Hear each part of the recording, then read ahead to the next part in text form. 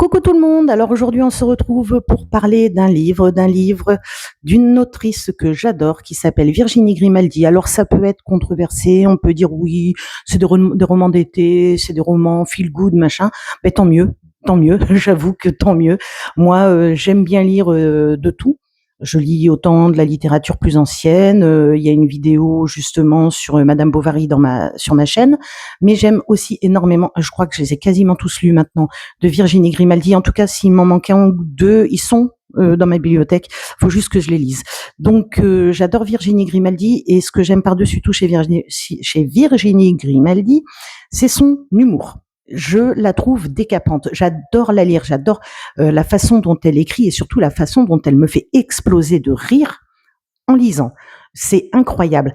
Mais ce petit livre, donc plus grand que le ciel, eh ben celui-là, j'ai pas ri. Voilà, j'ai souri, j'ai passé un très bon moment. C'est voilà comme on connaît Virginie Grimaldi, c'est-à-dire c'est intelligent, ça nous donne à réfléchir sur certaines situations de notre vie. Ça parce que voilà, c'est pas parce que c'est pas de la grande littérature entre guillemets, alors que moi je ne le pense pas du tout. Je pense que déjà de savoir écrire un livre, d'arriver au bout et de passionner au moins un lecteur, eh ben c'est de la littérature. C'est quelque chose de grand parce que je ne pense pas être capable de le faire. Mais bon voilà, comme on pourrait dire ah, c'est pas de la grande littérature, ben moi je suis désolée. J'ai passé un super moment et à chaque fois que je lis du Virginie Grimaldi, eh ben je réfléchis à ma vie ou à des situations dans lesquelles je me suis retrouvée ou alors des idées reçues que j'ai et qui finalement volent en éclats grâce à sa lecture, enfin grâce à mes lectures de Virginie Grimaldi. Donc celui-ci m'a pas fait rire, m'a fait sourire, m'a beaucoup attendri. Contrairement à d'autres, j'ai pas pleuré. Parce que elle a l'art de me faire passer du rire aux larmes en très peu de temps. En quelques pages, ça, c'est incroyable. J'ai pas pleuré non plus. Et pourtant, c'est un livre pansement. C'est un livre qu'elle a écrit après le décès de son père, et elle a eu besoin de coucher les mots sur le papier. Alors là, on part pas du tout dans l'histoire de son père et elle. On est carrément, on suit une femme et un homme qui s'appellent Elsa et Vincent et qui vont en fait se rencontrer régulièrement dans la salle d'attente d'un psychologue. Voilà, Monsieur Chaumet, il me semble. J'ai aimé ce livre. C'est pas mon préféré de Virginie Grimaldi, et pourtant je l'aime parce que j'ai bien senti dans ce livre qu'elle nous confiait son deuil, qu'elle nous confiait sa douleur d'avoir perdu son papa qu'elle aimait tant. De toute façon, Elsa dans le livre a perdu son papa, donc j'ose imaginer que la plupart des mots que Virginie Grimaldi prête à Elsa sont en fait ces mots MAUX à elle. Voilà, je sais pas comment expliquer parce que ça va pas être mon préféré, c'est pas celui qui m'a fait pleurer, c'est pas celui qui m'a fait rire. Et d'un autre côté, j'aime tellement cette autrice, j'aime tellement la suivre depuis quelques années que je suis heureuse de faire partie des gens qui ont pu quelque part recevoir cette douleur qu'elle a ressentie pour la perte de son papa.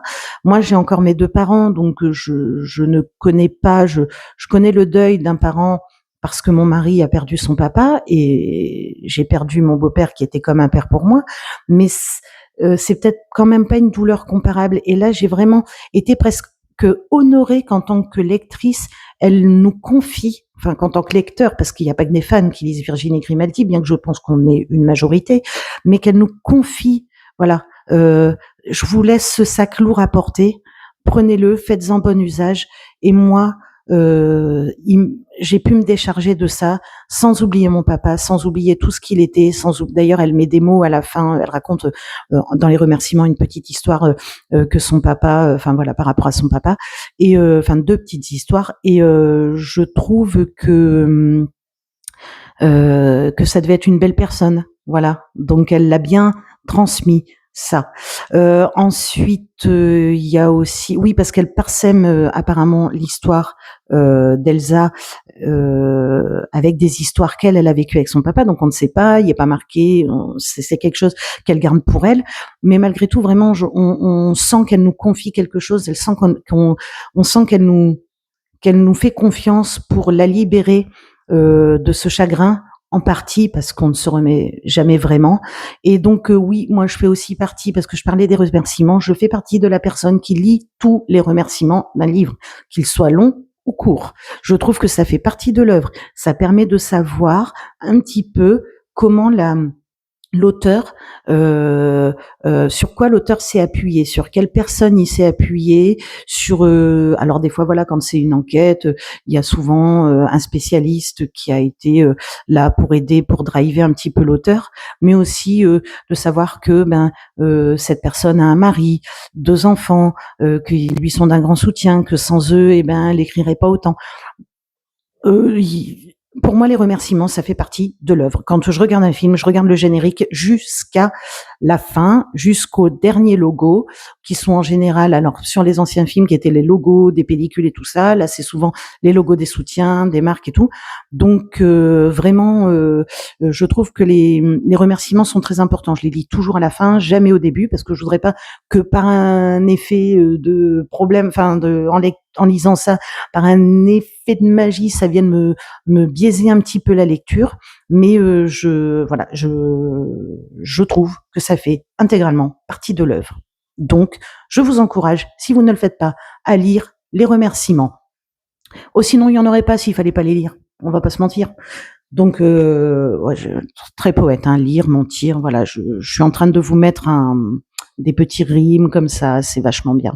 J'ai un fils qui est en école primaire, et ils ont un peu travaillé sur les rimes, donc je crois que c'est ça qui me fait penser aux rimes, c'est qu'à chaque fois qu'on fait une rime sans le vouloir, il dit ah mais tu vois t'as fait une rime, donc voilà, c'est encore une petite chose que je vous partage. Je crois que je ne peux pas faire autrement que de parler de ma vie dans les vidéos, mais dans la vie de tous les jours, il faut toujours que je raconte quelque chose, il faut toujours que je raconte ma vie, donc ça en fait partie.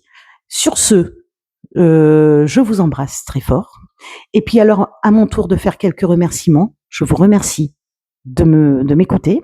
Je remercie les personnes qui me suivent depuis le départ. Je remercie énormément mon ami d'enfance qui va se reconnaître, qui m'a beaucoup encouragée à faire ce que je suis en train de faire là. Je remercie mes enfants qui sont les premiers à regarder ma chaîne. Je remercie aussi beaucoup mon mari d'avoir la délicatesse de ne pas regarder ma chaîne. Voilà, ça évite quelques chambrages à la maison. Et je vous remercie, vous.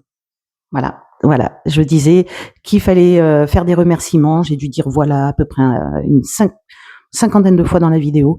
Mais je vous embrasse bien fort. J'embrasse les personnes qui me suivent, j'embrasse celles qui ne me suivent pas, j'embrasse celles qui m'ont encouragée, j'embrasse celles qui m'encourageront, et j'embrasse celles qui ne m'encouragent pas, parce qu'elles font parfois partie de mes moteurs aussi. Je vous encourage, moi, à lire, à aller voir des films, en salle de préférence. Le cinéma français se porte pas très bien cette année. Et je vous encourage surtout à aller vous promener, à découvrir le monde, à découvrir la nature. Je vous encourage à faire des choses qui rendent juste la vie belle. Et sur ce, je vous embrasse bien fort.